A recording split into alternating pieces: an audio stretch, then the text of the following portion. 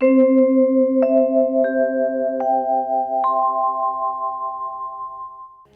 उसके बाद भगवान के भक्त प्रहलाद जी महाराज का उनकी कथा वो दर्शन आया है। प्रहलाद जी के गुरु जी भी नारद जी ही हैं। नारद जी के 4 शिष्य और उसमें से 2 बूढ़े हैं और 2 बच्चे हैं। और जिन चारों को नारद जी ने दीक्षा दी है उन चारों को भगवत प्राप्ति हुई है। जो 2 बूढ़े शिष्य हैं वो है वेदव्यास जी और वाल्मीकि जी। तो व्यास जी को दीक्षा दी तो उन्होंने भागवत लिखी, वाल्मीकि जी को उपदेश दिया तो उन्होंने रामायण लिख दी। और 2 बच्चे हैं ध्रुव जी और प्रहलाद जी। तो ध्रुव जी को जब दिया उपदेश तो उनको भी भगवान मिले। और प्रहलाद जी तो इन सबसे आगे निकल गए क्योंकि उन्होंने जड़ खंबे से ही भगवान को प्रकट करके दिखा दिया। तो प्रहलाद जी महाराज तो सबसे आगे निकल गए हैं। ये राक्षस हिरण्यकश्यप के पुत्र, पर इन्होंने स्तंभ से भगवान को प्रकट किया। कौन सा राक्षस, कौन से हिरण्यकश्यप की चर्चा है? तो हमने सुना था कल कि हिरण्याक्ष और हिरण्यकश्यप कश्यप ऋषि और दिति के संतानें हैं। तो जब हिरण्याक्ष को भगवान वाराह ने मारा तो हिरण्यकश्यप ये जान गया था कि ये जो है और कोई नहीं बल्कि वाराह के रूप में नारायण ही है जिसने मेरे भाई को मारा। तो भगवान से युद्ध करने के लिए ये हिरण्यकश्यप ताकत इकट्ठी करने लगा। राक्षसी साम्राज्य इसने बनाया और भगवान से ही युद्ध करना चाहता है। और एक बार तो ऐसा कहा गया कि ये सचमुच में भगवान से लड़ने के लिए बैकुंठ पहुंच गया। और जब वहां जाने लगा, बैकुंठ गया भगवान से लड़ने के लिए, तो जब ये पहुंचता उससे पहले नारद जी पहुंच गए और जाके भगवान से कहे, बोले प्रभु वो हिरण्यकश्यप आपसे लड़ने के लिए आ रहा है, तो क्या आप लड़ोगे उससे? भगवान ने कहा कि देखो नारद जी, अभी हिरण्यकश्यप के जीवन में कुछ दिन बाकी हैं, तो जब तक उसकी मृत्यु नहीं आएगी तब तक वो आएगा भी यहाँ, तब भी मैं उसको दिखने वाला ही नहीं हूँ, उससे मैं मिलूंगा ही नहीं। वो आएगा भी युद्ध करने तब भी मैं युद्ध नहीं करूंगा। युद्ध की बात तो छोड़ो, मैं उसको दिखूंगा ही नहीं, मैं कहीं छिप जाऊंगा। तो जो सचमुच में जब हिरण्यकश्यप आया तो भगवान कहीं नहीं मिले, छिप गए। और जब वो चला गया ढूंढ ढूंढ के परेशान हो गया, जब कहीं नहीं मिले भगवान और चला गया तो भगवान फिर से प्रकट हो गए। तो नारद जी ने भगवान से पूछा, बोले प्रभु कौन से कोने में संसार के छिप गए थे? हिरण्यकश्यप जो है वो पूरे सब जगह ढूंढ ढूंढ के थक गया, आप मिले नहीं, गए कहाँ थे? भगवान बोले नारद जी मैं कहीं गया थोड़ी ही था, मैं तो यही था। मैं जहाँ छिपा था ना वो स्थान था हिरण्यकश्यप का हृदय, मैं तो उसके ही अंदर जा कर के छिप गया था। पर बात ये है कि बाहर देखने के लिए जो वृत्ति चाहिए, मतलब जो भाव चाहिए, वो हिरण्यकश्यप में नहीं है, इसलिए बाहर में उसको दिखाई नहीं दिया।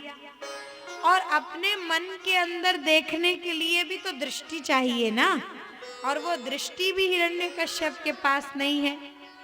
इसलिए ना दृष्टि है ना वृत्ति है, तो मैं दिखूंगा कैसे? इसलिए मैं उसको दिखाई नहीं दिया।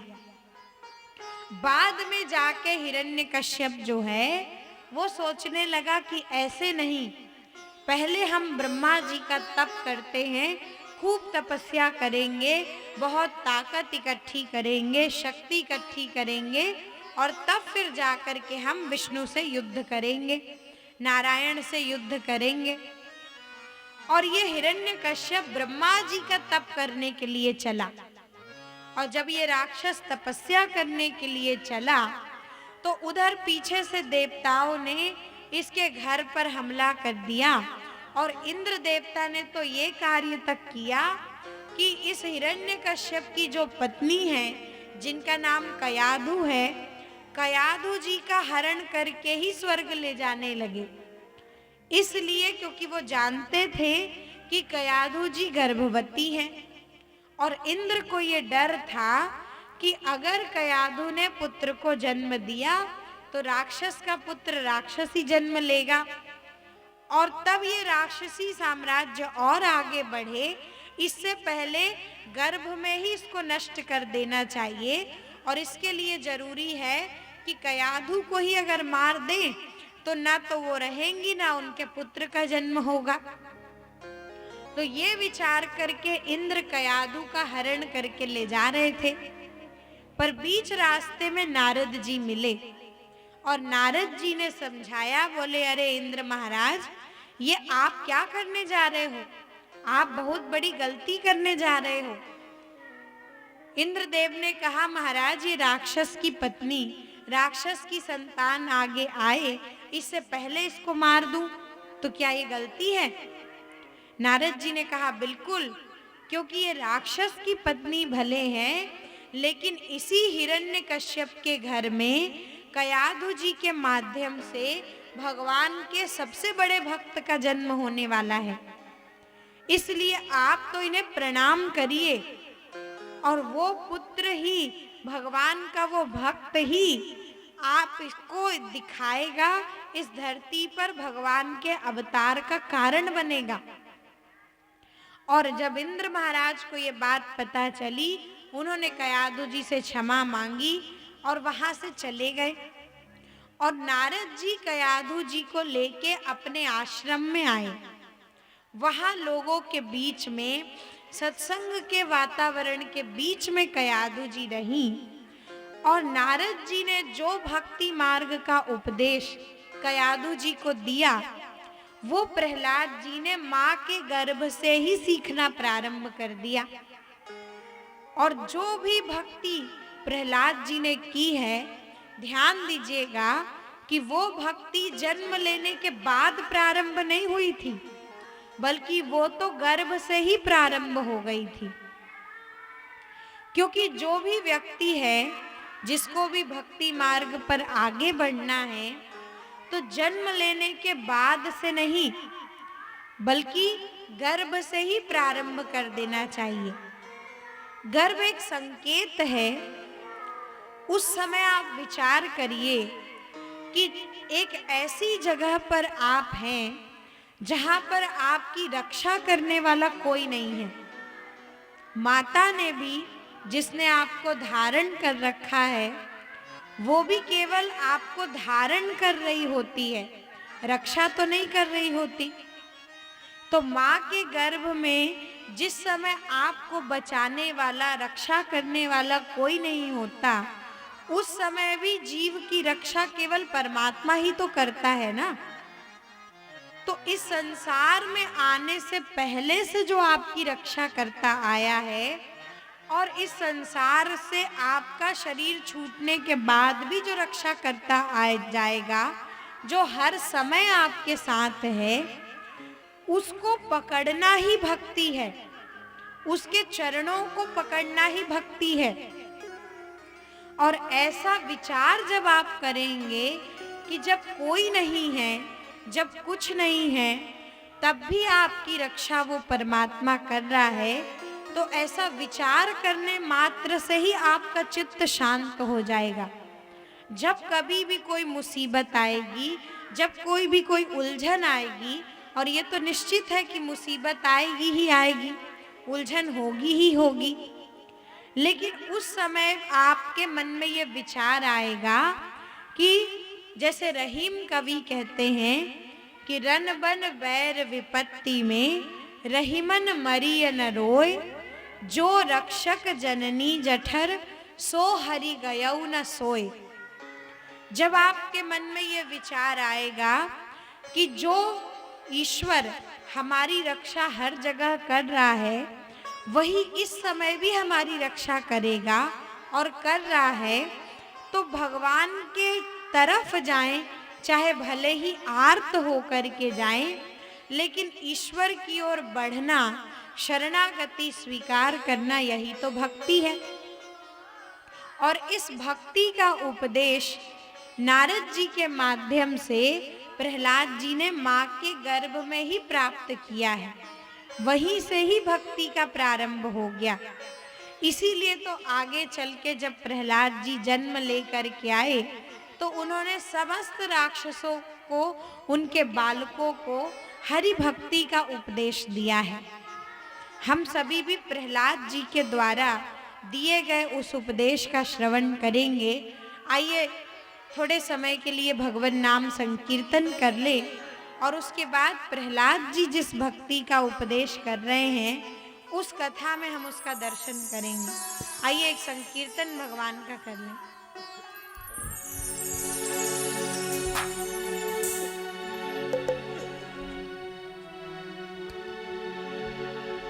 मेरी विनती यही है राधा रानी, कृपा बरसाए रखना, कृपा बरसाए रखना। मेरी विनती यही है राधा रानी, कृपा बरसाए रखना, कृपा बरसाए रखना। मुझे तेरा ही सहारा महारानी,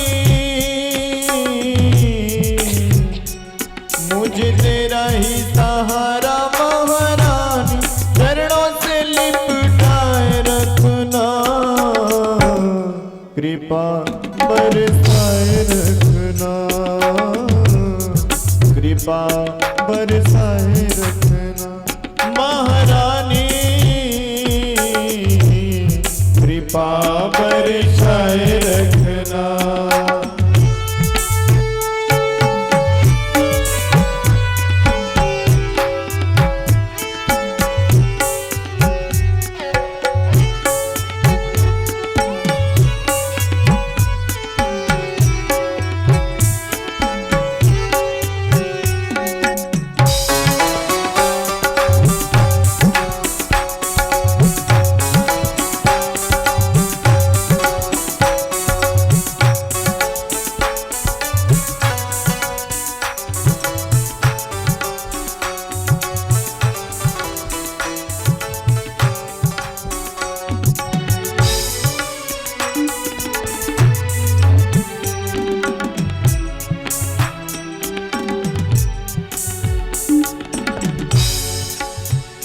छोड़ दुनिया के झूठे नाते सारे, किशोरी तेरे दर पे आ गए हैं, किशोरी तेरे दर पे आ गए।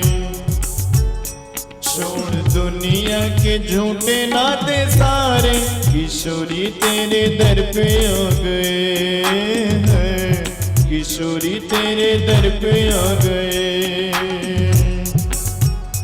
मैंने तुमको पुकारा ब्रजरानी, मैंने तुमको पुकारा ब्रजरानी, की जग से बचाए रखना, कृपा बरसाए रखना है, कृपा बरसाए रखना। मेरी विनती यही है राधा रानी, कृपा बरसाए रखना है, कृपा बरसाए रखना। महारानी राधा रानी, राधा रानी, कृपा बरसाए रखना।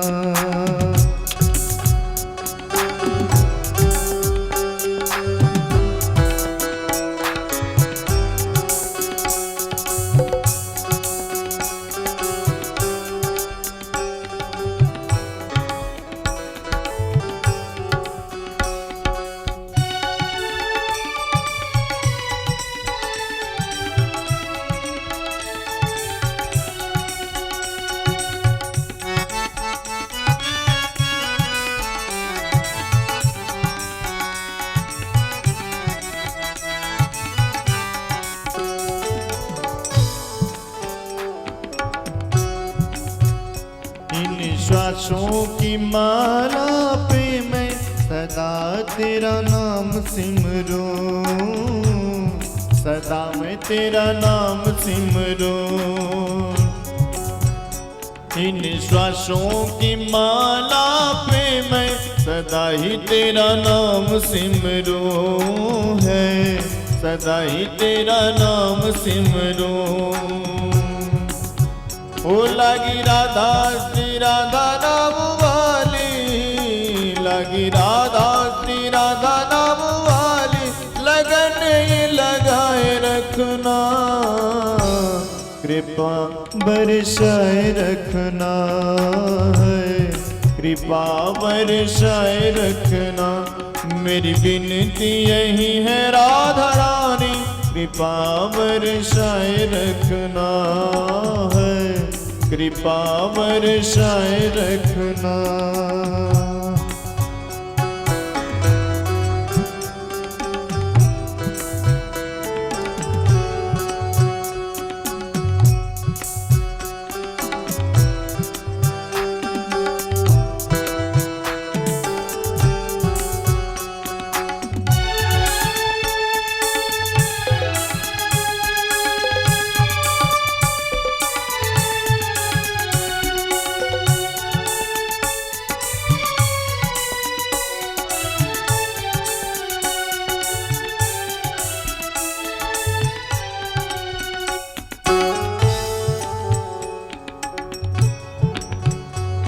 मेरी विनती यही है राधा रानी, कृपा बरसाए रखना,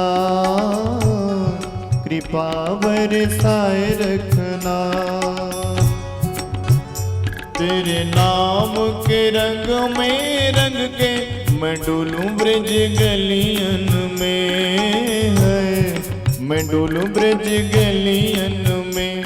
तेरे नाम के रंग में रंग के मैं डोलूं ब्रज गलियन में, मैं डोलूं ब्रज गलियन में। कहे चित्र विचित्र श्यामा प्यारी, कहे चित्र विचित्र श्यामा प्यारी, वृंदावन तुम बसाए रखना, कृपा बरसाए रखना, कृपा बरसाए रखना। मेरी विनती यही है राधा रानी, कृपा बरसाए रखना है, कृपा बरसाए रखना। मुझे तेरा ही सहारा महारानी, मुझे तेरा ही सहारा महारानी, चरणों से लिपटाए रखना, कृपा बरसाए रखना है, कृपा बरसाए रखना। महारानी कृपा बरसाए रखना है, कृपा बरसाए रखना है, कृपा बरसाए रखना।